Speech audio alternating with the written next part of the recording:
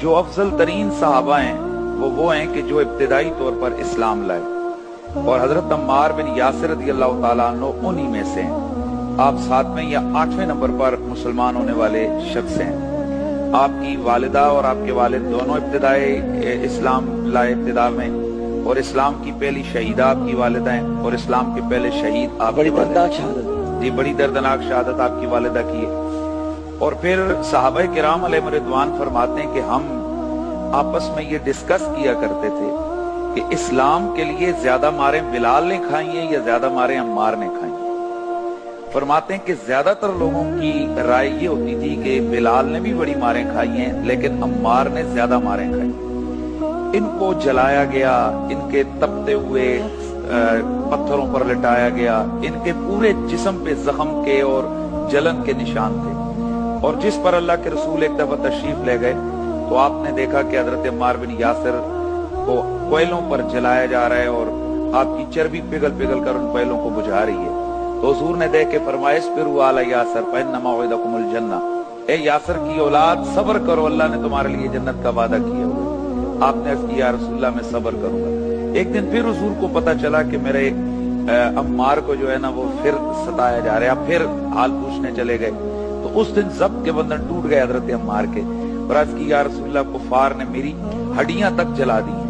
तो अल्लाह के नबी सैयद आलम ने आग को हुक्म दिया और दुआ फरमाई, या अल्लाह आग को इसके लिए ठंडा फरमा। और दूसरी रिवायत में आता है कि आपने आग से फरमाया कि ए आग, जिस तरह इब्राहीम खलीलुल्लाह पर ठंडी हो गई थी उस तरह मेरे प्यारे अम्मार पर ठंडी हो जा। तो आग ने उनको जलाना छोड़ दिया।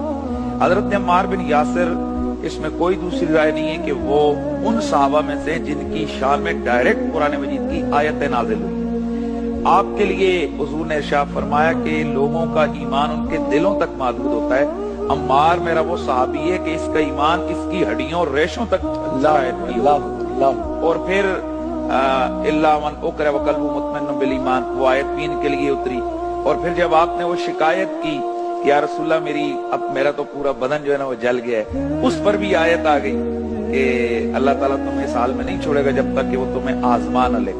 तो ये उन लोगों में से हैं कि जिन्होंने बदर में हिस्सा लिया। अच्छा, ये ज़ू हिजरतैन है, 2 हिजरतें की।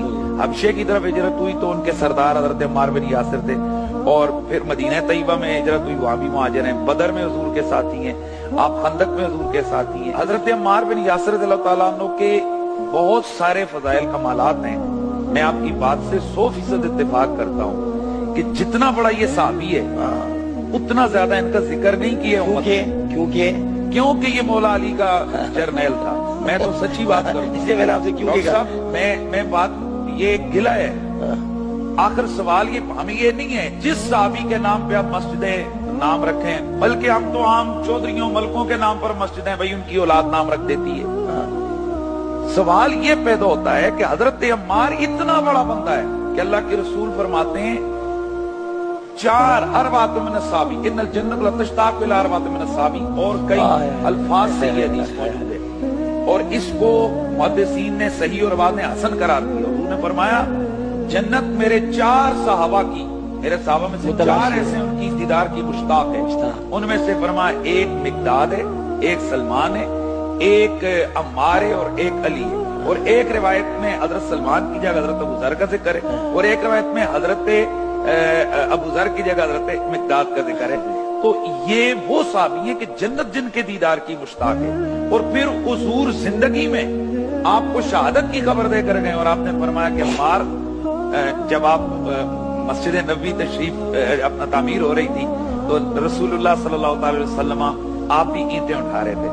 तो हजरत अम्मार बिन यासिर 2-2, ये ईंट से मुराद ये वाले तो बड़े बड़े ब्लॉक थे मट्टी के बने हुए, तो आप उठा के जा रहे हो। उन्होंने फरमाया अम्मार ये क्या कर रहे हो, 2-2 क्यों उठा रहे हो? आज की या रसूलल्लाह, एक अपनी तरफ से और एक आपकी तरफ से। अच्छा, रसूलुल्लाह सल्लल्लाहु अलैहि वसल्लम ने इरशाद फरमाया, और वह हकया अम्मार सतक़तुलका फ़िअतल बाग़िया, तुझे तू बाद में शहीद होगा, बाद में तुझे जो है ना कत्ल किया जाएगा। अब यहाँ देखें कि रसूलुल्लाह सल्लल्लाहु अलैहि वसल्लम को पता है कि ये कैसे, इनकी शहादत कैसे होगी। बाद में कितने अरसे बाद 37 हिजरी में आपका इंतकाल और विसाल मुबारक हुआ, और पहली हिजरी में मस्जिद नबी की तामीर हो रही है। 37 साल बाद आने वाले वाकयात को रसूल खुदा निगाह नबूवत से देखकर बयान फरमा रहे। تو عرض کرنے کا یہ مطلب ہے ڈاکٹر صاحب کہ ضرورت اس امر کی ہے کہ یہ جو بھی حضور کے پیارے ہیں ہمیں ان کا ذکر بھی کرنا چاہیے اور ان کا تعارف امت کو کروانا چاہیے اور امت کو بتانا چاہیے کون کون لوگ ہیں بھائی جن کی وجہ سے آج ہم مسلمان ہیں اور جن کی وجہ سے اسلام کو اللہ تعالیٰ نے اتنا عروج اور قوت عطا فرمائی ہے، اور یہی حضرت عمار بن یاسر ہیں۔ میں پھر کہہ رہا ہوں کہ زیادتی کی گئی ہے بالخصوص ان لوگوں کے ساتھ تاریخی حوالے سے کہ جو اہل بیت اطہار کے قرب میں تھے۔ حضرت جعجع غفاری حضرت مولا علی کے ساتھی رسول اللہ کے صحابی ہیں۔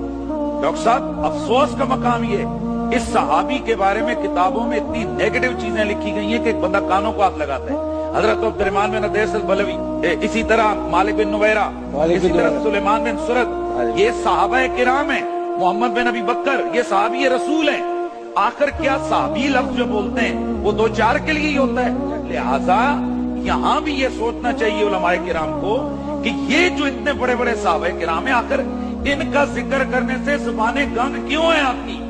وجہ کیا ہے؟ اس لیے کہ یہ مولا علی کے لشکر میں تھے، مولا علی کے جرنیل تھے۔ اور ڈاکٹر صاحب آخری بات، ان کا جب وقت شہادت آیا تو آپ نے کھڑے ہو کر آپ نے فرمایا مسند احمد بن حنبل کی حدیث ہے، میں یہ تاریخی واقعات نہیں بیان کریں گے، جو کچھ میں نے بیان کیے حدیث کی کتابوں سے بیان کیے۔ تو آپ 93 برس کی عمر ہے اور آپ کو حضور نے فرمایا تھا آخری غذا تیری دودھ ہوگی، تو آپ نے خیمے کے اندر دودھ نوش فرمایا، باہر نکلے تو آپ نے فرمایا میرے رسول نے مجھے فرمایا تھا کہ میری آخری غذا دودھ ہوگی، میرا وقت شہادت آن پہنچا ہے۔ آپ میدان میں گئے اور آپ نے اس وقت فرمایا تھا، آپ نے فرمایا اگر اے لوگو تم مجھے مقام ہجر کی کھجوروں کے ساتھ میری لاش کو لٹکا دو تو پھر بھی میری یہی آواز اور صدا ہوگی ان لمسلمون علی الحق، میرے آقا مولا علی حق پر ہے۔